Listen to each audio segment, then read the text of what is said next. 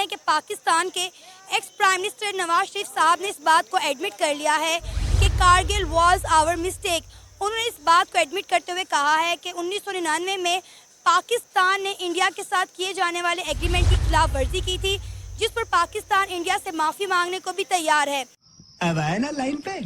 अब इंडिया एक emerging economy है जो लीड कर रहा है, तो उसके लिए ये ज़रूरी है कि हमें उनके साथ जो है अपने ताल्लुकात को बेहतर बनाना चाहिए। बात तो सही है। मैम, हमें आज तक सच बताया ही नहीं गया। झूठ ही झूठ पे हमारी तमाम तारीख मबनी है। अच्छा बात नहीं है। अली ऑफिशियल सवाल हमारा ये, आबिद भाई आप कहते हैं कि आप बहुत बड़े फैन नजर आते हैं नरेंद्र मोदी के, इनको बड़ा क्रिटिसाइज किया जा रहा है, लेकिन इतना क्रिटिसाइज करने के बावजूद भी जब उनके असासों की बात आई तो सिर्फ 3 करोड़ यानी कि उस बंदे के पास तो गाड़ी और बंगला भी नहीं निकला। जी बिल्कुल ठीक है, इसलिए तो मैं प्राइम मिनिस्टर नरेंद्र मोदी जी का फैन हूँ। भाई मारो मुझे, मुझे मारो। नहीं ये मजाक हो रहा है, एक सेकंड यार, मजाक हो रहा है। बहुत बड़ी खबर इंडिया से आ रही है। इंडिया से एक बहुत बड़ी खबर आ रही है और वो खबर ये है कि इंडिया ने अपना 100 ton gold 100 ton gold UK से वापस लाने का फैसला कर लिया है। जली ना, तेरी भी जली ना।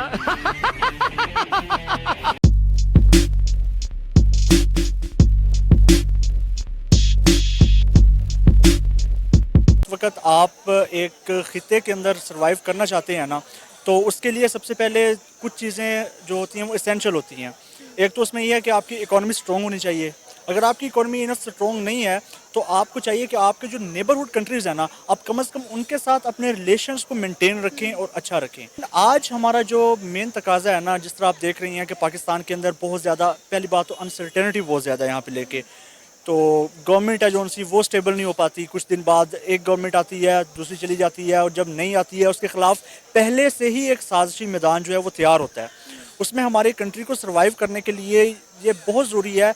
अब इंडिया एक इमर्जिंग इकोनॉमी है जो लीड कर रहा है, तो उसके लिए ये ज़रूरी है कि हमें उनके साथ जो है अपने ताल्लुकात को बेहतर बनाना चाहिए। हमारी किताबों में हमें तोतों की तरह रटवाई गई कि जो है कारगिल जो है वो इंडिया ने शुरू की और पाकिस्तान में ख़त्म की, और आज हमारे ex prime minister Nawaz Sharif साहब इस बात को एडमिट कर रहे हैं कि कारगिल वॉर जो है वो पाकिस्तान ने शुरू की थी। तो अब आप सोच सकते हैं कि इस 70 सालों में कितना सच और झूठ पाकिस्तान के बच्चों को, पाकिस्तान की यूथ को, पाकिस्तान की आवाम को बताया गया, रटवाया गया।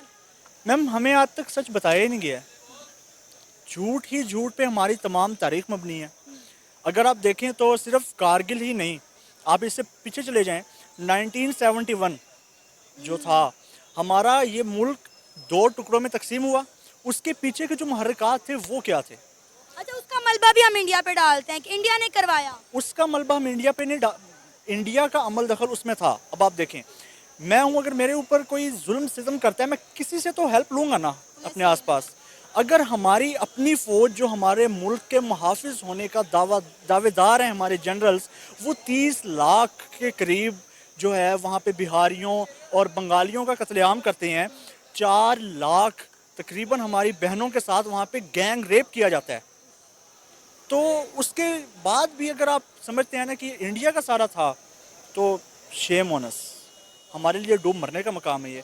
और मैं ये कहता हूँ कि नहीं, कसूर हमारा था, उससे फ़ायदा हमारे दुश्मन ने उठाया। हमने खुद उसको उस वक्त भी मौका फराहम किया। फिर कारगिल की बात आ जाती है। कारगिल में हमने स्टार्ट की जंग स्टार्ट की, हमारा उस वक्त पे हक था। हमारे कश्मीरी भाइयों पे होने वाला जुल्म और सितम हम नहीं बर्दाश्त कर सकते, लेकिन आखिर वो कौन था फिर जो मैदान छोड़ के पीछे आया? बात तो ये है ना। तो मेन चीज़ मैम ये होती है कि आप बजाय मलबा किसी और पे डालने के ना, सबसे पहले अपने घर से उन काली भेड़ों को पकड़ें जो इन तमाम मुहर्रिकात के पीछे थी। अली ऑफिशियल सवाल हमारा ये, आबिद भाई आप कहते हैं कि आप बहुत बड़े फैन नजर आते हैं नरेंद्र मोदी के, इनको बड़ा क्रिटिसाइज किया जा रहा है, लेकिन इतना क्रिटिसाइज करने के बावजूद भी जब उनके असासों की बात आई तो सिर्फ 3 करोड़ यानी कि उस बंदे के पास तो गाड़ी और बंगला भी नहीं निकला। जी बिल्कुल ठीक है, इसलिए तो मैं प्राइम मिनिस्टर नरेंद्र मोदी जी का फ़ैन हूँ।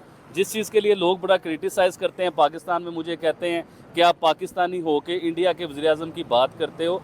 देखिए, मैं आज अपनी सारी ऑडियंस को ये बात बताना चाहता हूँ कि पाकिस्तान के हिस्ट्री आप निकाल के देख लीजिए, जितने भी वज़ीर आज़म आए हैं किसी की लंदन में प्रॉपर्टी है, किसी की यूरोप में प्रॉपर्टी है, किसी की पाकिस्तान में इतनी प्रॉपर्टी है कि पाकिस्तान के मालिक बन चुके हुए हैं।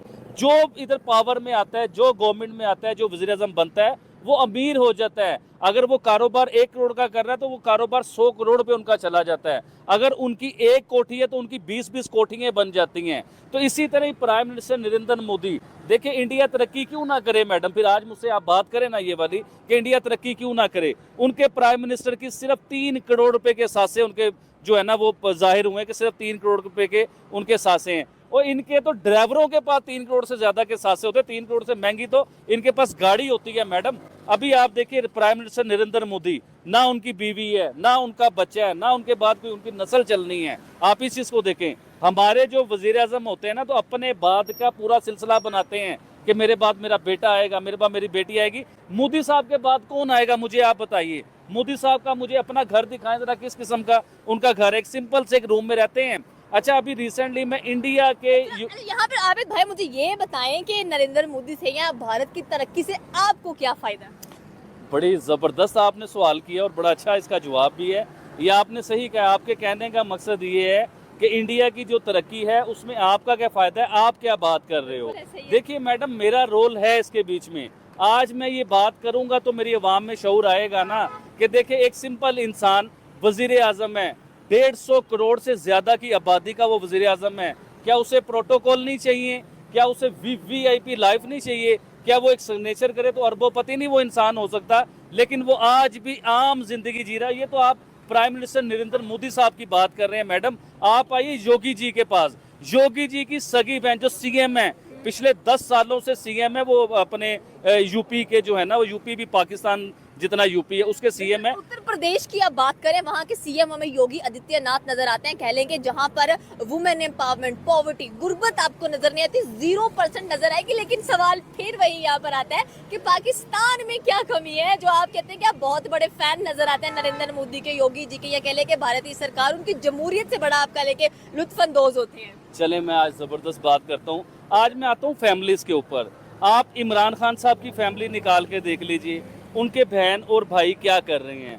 आप प्राइम मिनिस्टर जो है शहबाज शरीफ साहब, इनके भाई बहन, उनके भतीजे भांजे, उन्हें आप निकाल के देख लीजिए। इसी तरह जरदारी साहब की आप फैमिली निकाल के देख लीजिए। इसी तरह इंडिया में आप आ जाएं, जो इस टाइम इंडिया के वजीर आजम है, उनके बहन भाइयों के पास क्या प्रॉपर्टीज़ हैं और उस वजीर आजम के पास क्या प्रॉपर्टी है।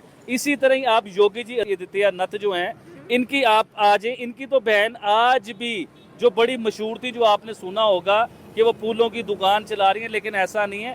एक छोटा सा जो पठारा टाइप एक दुकान होती है ना, जिसे आप छोटी सी दुकान कहते हैं, चाय की दुकान आप कहते हैं, जिसमें आप बिस्किट वगैरह ऐसी चीजें होती हैं। चाय का ठेला बेसिकली कहते हैं कि जो लगाया जाता है। आज वैसे भी भारत में चाय वाले बड़े फेमस है। आप मुझे ये बताएं, भारत को अपना दुश्मन समझते हैं आप? इंडिया लगता है आपका दुश्मन है पाकिस्तान का? नहीं है दुश्मन हमारा। तो फिर हम उन्हें दुश्मनी क्यों लेके बैठे हुए हैं? क्यों कहते हैं कि वो हमारा सबसे बड़ा दुश्मन है?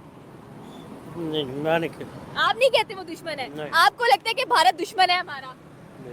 नहीं है। मतलब यहाँ की आवाम भी कहती है कि भारत हमारा दुश्मन नहीं है। और स्पेशली अगर आबिद भाई की बात की जाए तो वो भी कहते हैं कि वो हमारे दुश्मन नहीं है, वो उनके बहुत बड़े फैन नजर आते हैं। आदित्य योगीनाथ की भी उन्होंने बात की, उसकी बहन का भी जिक्र किया। चलिए मुझे ये बताएं कि अगर हम लोग एजुकेशन की बात कर लें, या कह लें कि अगर हम लोग एग्जाम्स की बात करें, तो आपको क्या लगता है कि नरेंद्र मोदी ने क्या कुछ करवा दिया एग्जाम्स के अंदर, या उत्तर प्रदेश की बात करें अगर तो? जी मैडम, आपने बड़ी ज़बरदस्त मुझसे सवाल किया। पाकिस्तान में जो स्टडी का लेवल है ना, जो क्वालिटी ऑफ स्टडी है हमारे पास, उसके बारे में मैं आपको बताना चाहूँगा।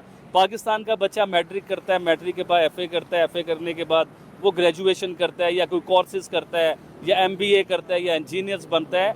इंडिया का सिर्फ एक डिपार्टमेंट की मैं बात करने लगा, उनका IIT, इन सबको मट्टी कर जाता है। वो इतनी बड़ी उसके बीच में पावरफुल टेक्नोलॉजी लेके आए हैं, इतनी बड़ी क्वालिटी लेके आए हैं उसके बीच में, कि पाकिस्तान का सब वो मट्टी कर जाता है। इसी के साथ आज की मजदूरी यहीं खत्म करते हैं। अगर तुम्हें वीडियो पसंद आई तो लाइक मारो यार। मुझे नहीं पता, मुझे 2 मिलियन लाइक्स चाहिए, कैसे ना कैसे करके मुझे चाहिए। इतना जिला मैं कभी नहीं होऊंगा अपनी पूरी जिंदगी में जितना इसमें जिलाऊं, मुझे चाहिए ही चाहिए। तो लाइक मारो, और अगर तुम लोग नए हो तो सब्सक्राइब करो। वो जो लाल वाला बटन है उस पर फूट फेंक के मारो, या फिर मोमबत्ती, मुझे नहीं पता, बस क्लिक हो जाना चाहिए। अब मैं भी जा रहा हूं, मुझे पैसों के पीछे भागना है। बाय।